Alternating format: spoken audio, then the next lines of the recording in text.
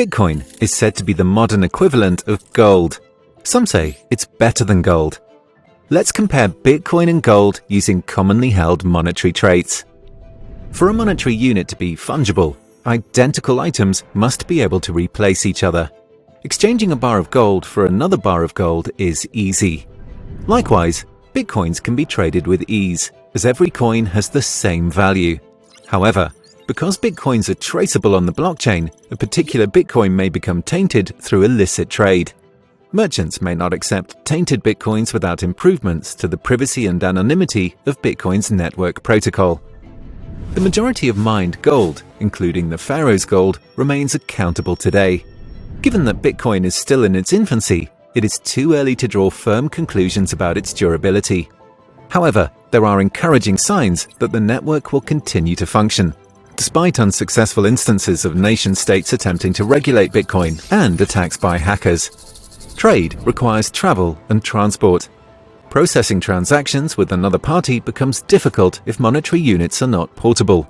Transporting gold across large distances becomes costly, risky, and time-consuming. However, with an internet connection, Bitcoin is transmittable worldwide in an instant.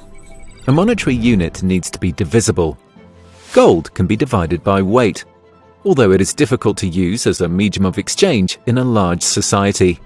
There are 100 million units inside a single Bitcoin, called Satoshis. $1 can currently buy 1,700 sats. 7 billion humans divided by the maximum supply of sats would leave each person with 300,000 sats. Money with an unlimited supply is not a good store of value. By design, Bitcoin's supply caps at 21 million. An owner of 2.1 Bitcoins knows only 10 million people could own as many Bitcoins. As Bitcoin gains popularity and more miners join the network, the difficulty of mining increases and the supply of newly minted Bitcoin remains constant. Gold, while remaining scarce through history, is not immune to increases in supply. When the price of gold goes up, miners excavate more gold to sell in the market. It's essential to verify a monetary unit for authenticity. Gold is relatively easy to verify for authenticity.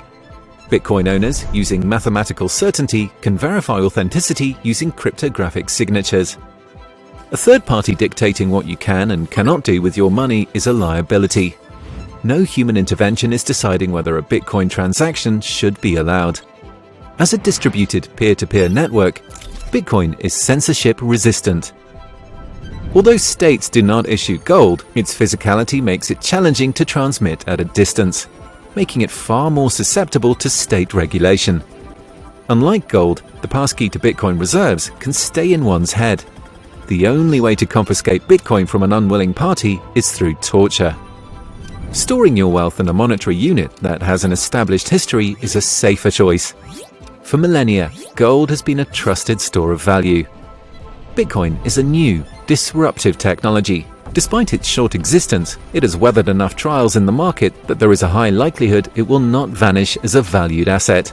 The Lindy effect suggests that the longer Bitcoin remains in existence, the greater society's confidence that it will continue to exist long into the future.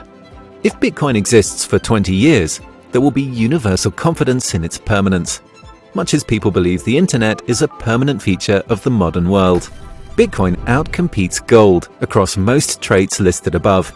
A digital world in need of a native currency will gravitate towards the best money to fill